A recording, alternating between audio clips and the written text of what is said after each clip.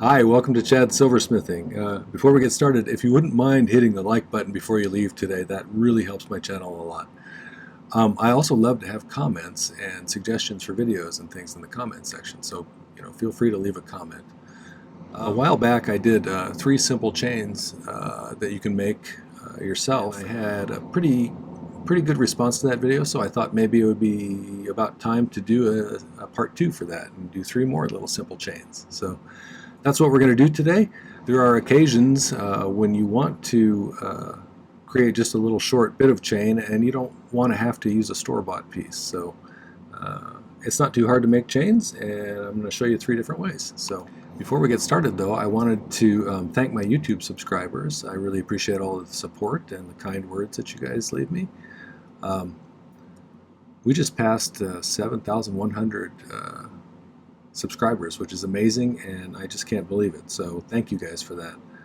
I also wanted to thank my patrons over on Patreon. They're paying for my premium content over there, and they're such a nice group of people. I really enjoy interacting with them. They have great ideas. I hope they're getting some good ideas from me, but it's a really nice community there. So thank you guys for making it that way. I really appreciate that, and I appreciate your financial support as well. So with those things being said, let's get started today. Let's see what I drew up for some chain ideas here. This is my design idea book. These are available on the merch store if you're interested. So I think probably what I'm going to do one like this, where it's got a bigger link with some half-round wire around the outside and then a little pin in between. The reason I like that pin in between is because it keeps the links from rotating around the whole thing. And then there'll be a little jump ring in the center here. I think I'm probably going to use 14 for these ones because I made them a little bit oversized like this. On my trial piece here that I did. So this one's going to be a little bigger than the other ones probably. Another one I'm going to do, this is an oversized one too. It's a real simple idea. It's a figure 8 and then you twist it 90 degrees. And solder it closed, so we'll see how that goes. I think I'll have to think about the best way to do that, but I think I'm going to connect these just to each other so it creates a back and forth like that. I was thinking about it. You could also, if you didn't turn it a full 90 degrees, say maybe do it 33 degrees or so, you might get kind of a spirally look, which would be fun too. So, and this is a little oversized, like I said. Finally, we've got this one here, or some variation of this, where you got a long loop and then you twist it into, so it's got 2 different loops at the end, and then you just hook them together that way. So I think those will be fun. So let's start with, I think let's start with this one. That's pretty simple. So I cut a piece on a little smaller scale than that one. Set this to the side so I don't ignite anything inadvertently. Okay, so I figured out the size of loops that I wanted, and it's about that wide on my round nose pliers here. And so if I make a mark on there so I don't lose track of where I'm measuring at, I wrapped some 18 gauge wire around it and then unwrapped it in order to get a length for that size. That way I've got a general length and I can cut off a whole bunch of them. So let's see if we can do that. Well, I'm going to show you one of the situations that I find where I want to make a chain is when I'm doing these hair kebabs like this. And so there's usually a length of chain to keep the little pin on the hair kebab attached so it doesn't get lost. And I find it nice to be able to make my own chains for that. So I think they end up looking pretty nice. I think probably if you were making one of those festoon necklaces where it's got lots of little chains connecting components together, you could probably make use of some of these.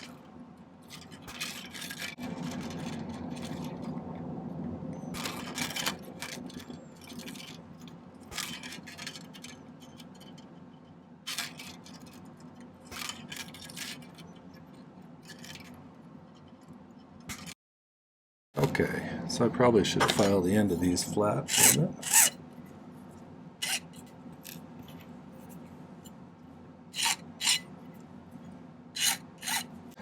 Where this little mark is on these pliers is where I measured to, so I'm going to put those so they're kind of flush like that. Wrap it around there. So it's like that. I'm going to do that on all of these.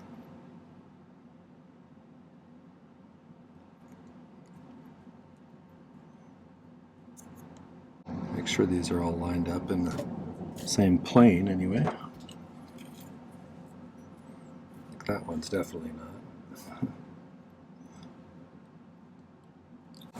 Alright, I'm going to cut some little, pretty small pieces of solder. It's probably not necessary to be able to pick solder to do this because you can balance a little piece on there. But I think it makes it a lot easier. So if you're interested in learning how to pick solder, I use that in my videos a lot. I'll put a link right up there. It's worth looking into. It makes things so much easier, at least it did for me.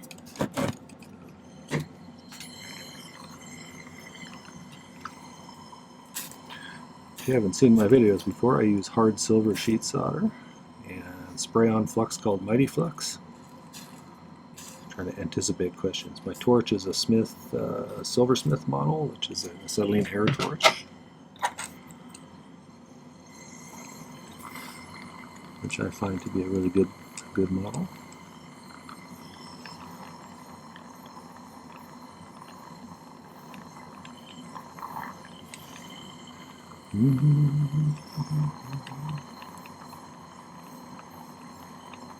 If you don't have those touching, you'll have trouble getting the solder to... Solder doesn't like to jump gaps like that, so make sure they're touching.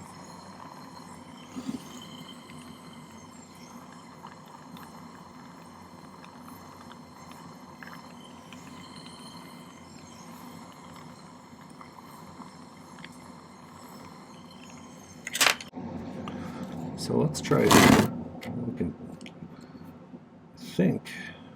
Actually, let's do this. Let's bend it just a little bit that way.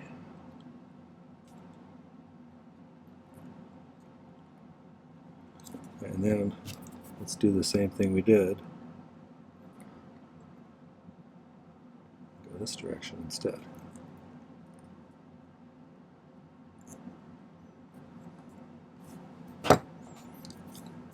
You see it comes out like that. So I'll have to kind of like bend it back this way.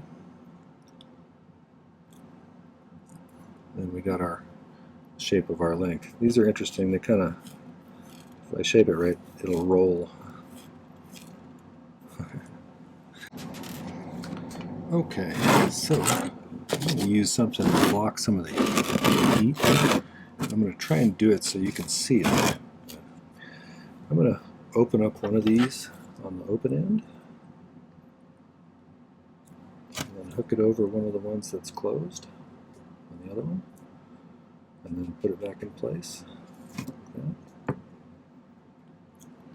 And I really want to make sure that they're in contact, because if they're not, it's going to be hard to get that solder to go there. So if I need to control the heat and keep it from melting something, sometimes I'll do it like this. I don't really want to reflow anything else on there, so let's close that one up, and we'll go from there.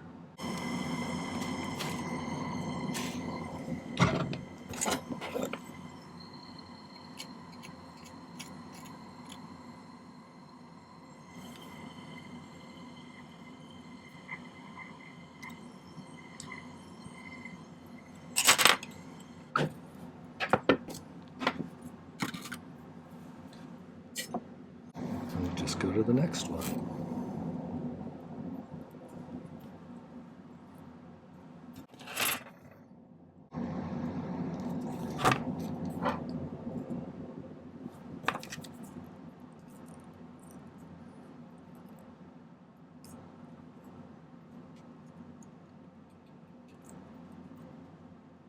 All lined up.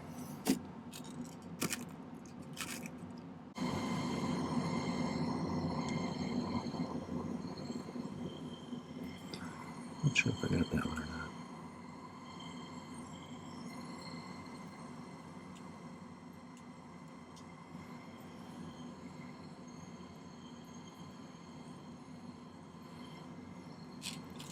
that time.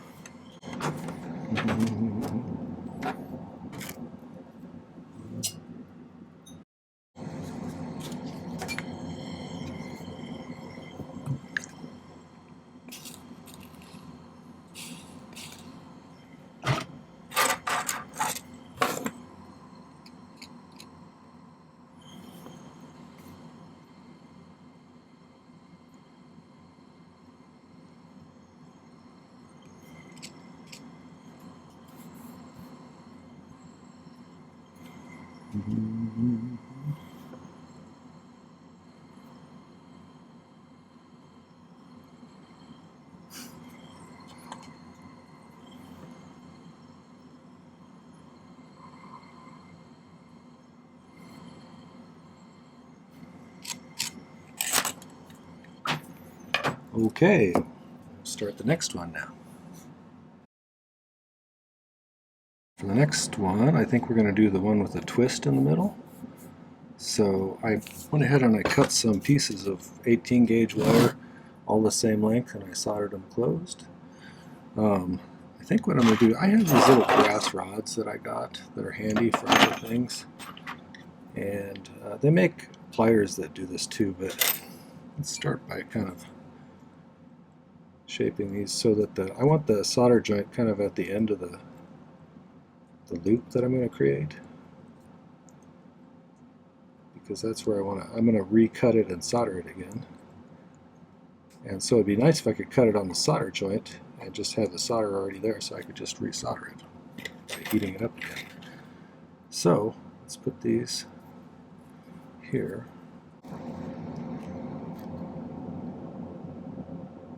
Go like that.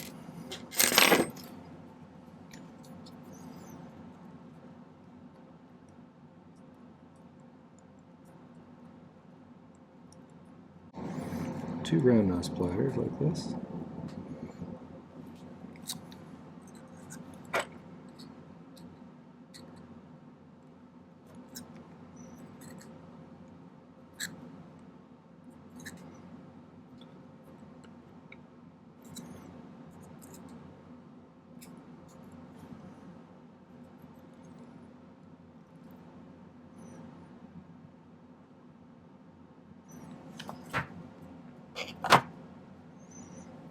I want them to all be in the same plane, so let's make sure that the bend stops right there to get kind of that looking link.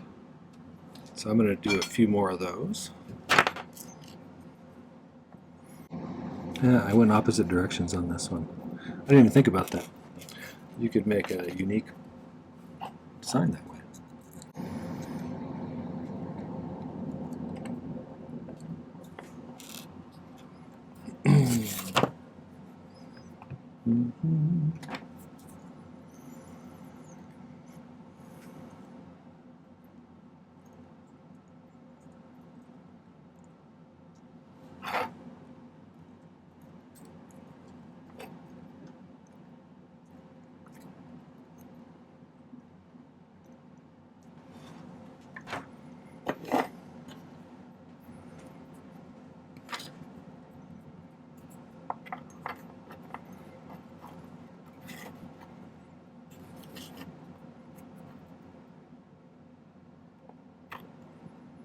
You could do this over something fixed if you wanted to. I'm just using another one of those brass rods because it's easy to put in front of the camera here.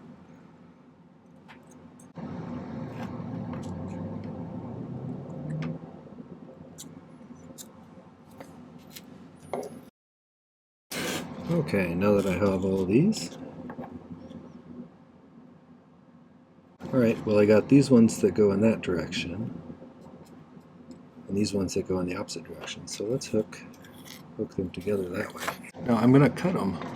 You could use your saw if you want to, but I don't think I probably need to. I'm going to cut them right on the solder joint there.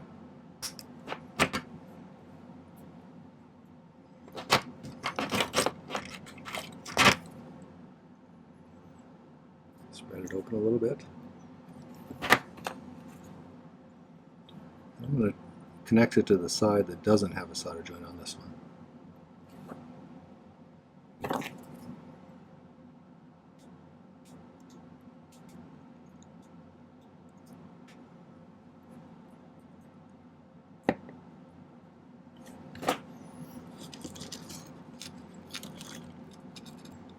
Now in theory there's no solder except right there, so I should be able to just pick solder right there. So let's see if we can do that.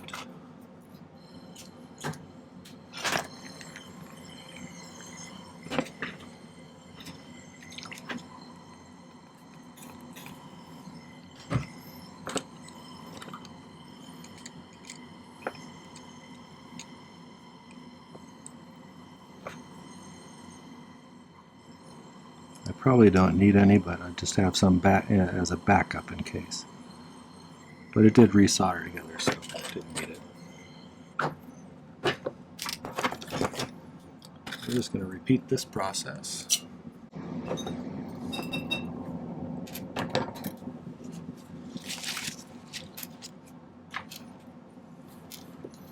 So it goes that way. Let's make sure. Yeah, that's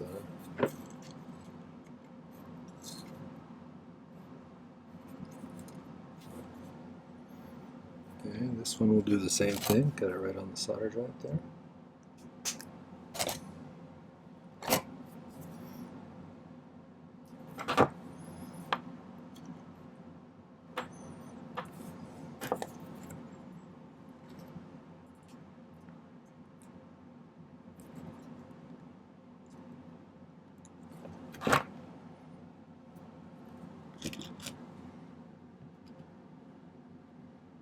As long as I don't have any solder touching where I don't want it to, I should be alright.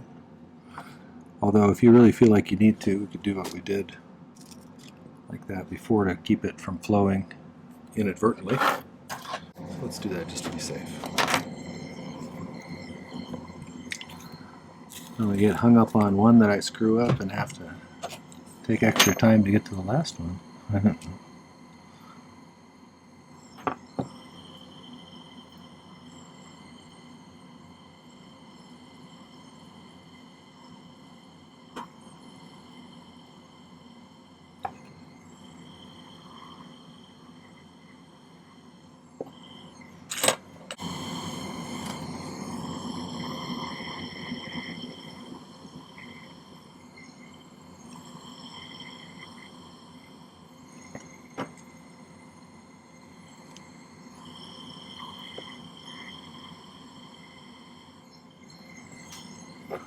I think I got it.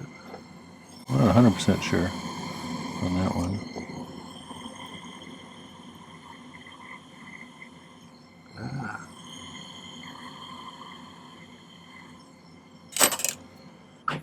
There's always got to be a troublemaker in the bunch. That one was it.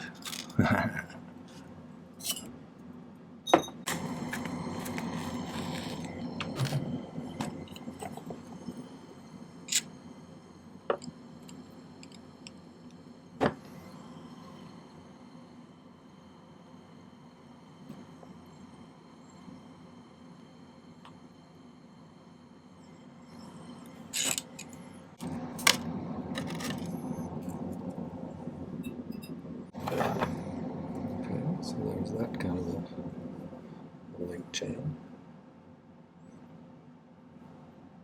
That's pretty simple, basic. Alright, we'll let that pickle for a while. And we'll get to work on the third one, which is going to be this sort of link. And then we're going to put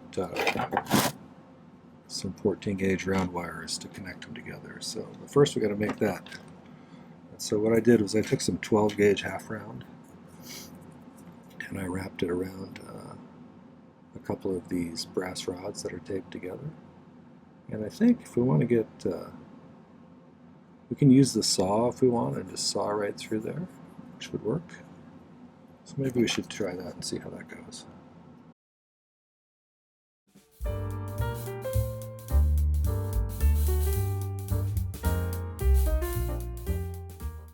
So I think I got 5 usable ones plus the one I already made.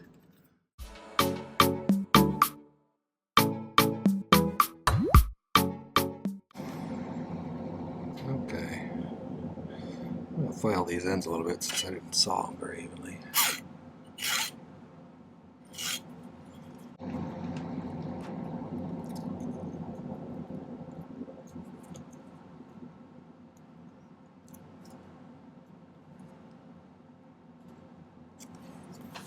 Okay, I'm going to solder all those closed.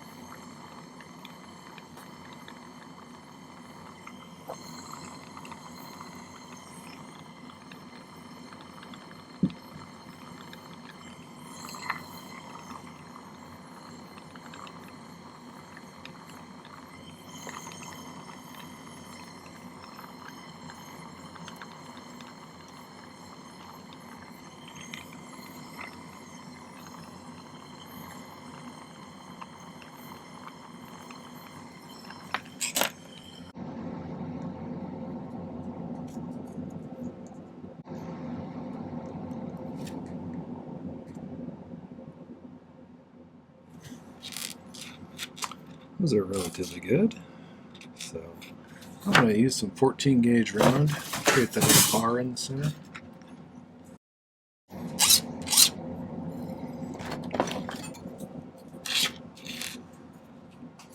I'm probably not going to include that one on there because I wasn't as careful about making that. It was kind of a prototype.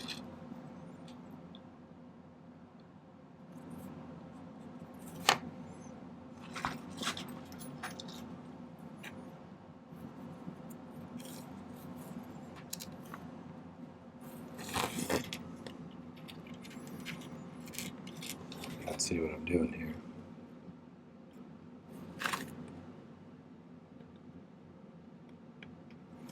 So that's about where that needs to be to fit in there.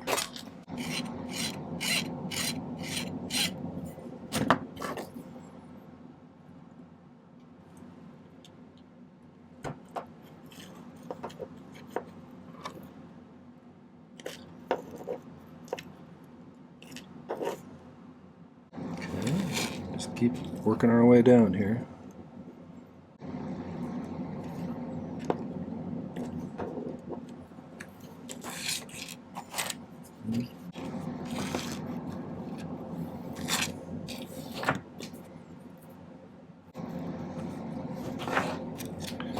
Alright, let's see if we can't solder these guys together.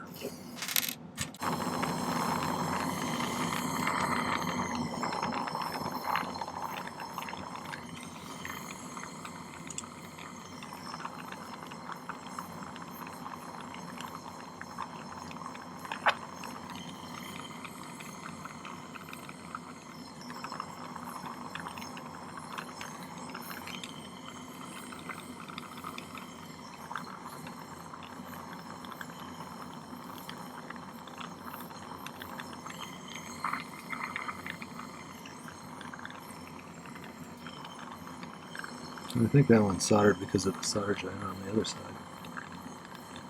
It was a happy accident.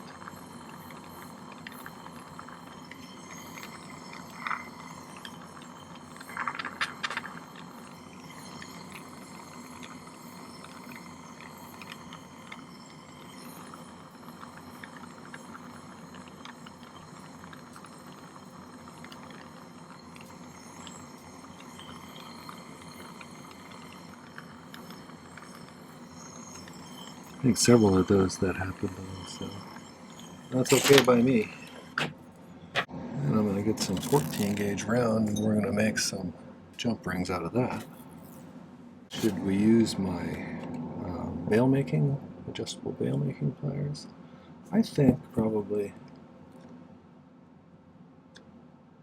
that size. Let's see how that looks.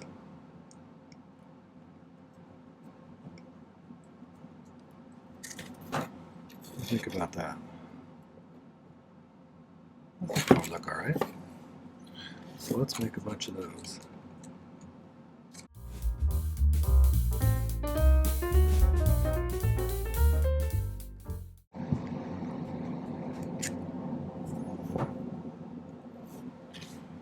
Let's see if we got enough.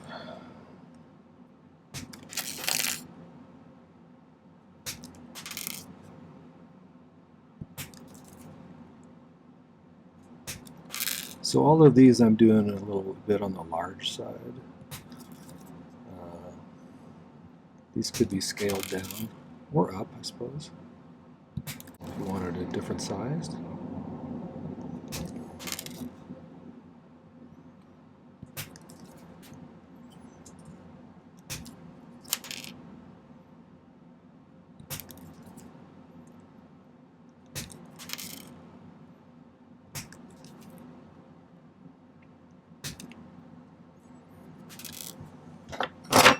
Okay, so I think let's put 2 of these over this.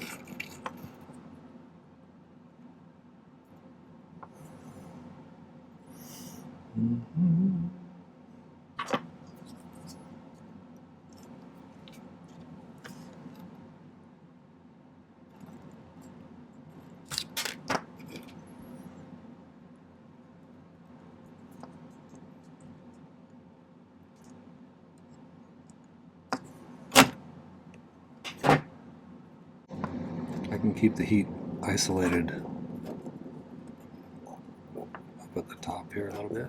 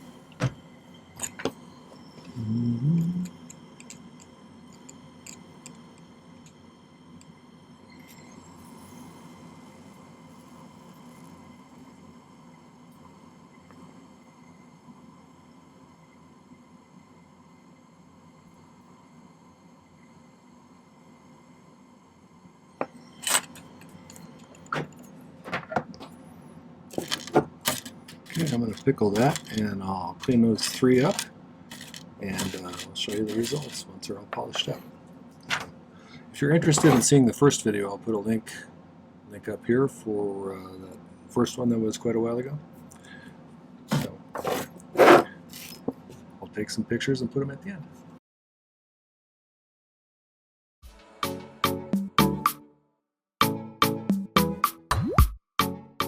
Well, that was the 3 simple chains, part 2. I hope you found it useful and enjoyable. If you did, make sure to hit the like button before you leave. And I'd love it if you'd give me a subscribe. My channel's growing. I put out 3 videos per week, and 1 on Saturday, 1 on Tuesday, and 1 on Thursday. So there's quite a bit of content.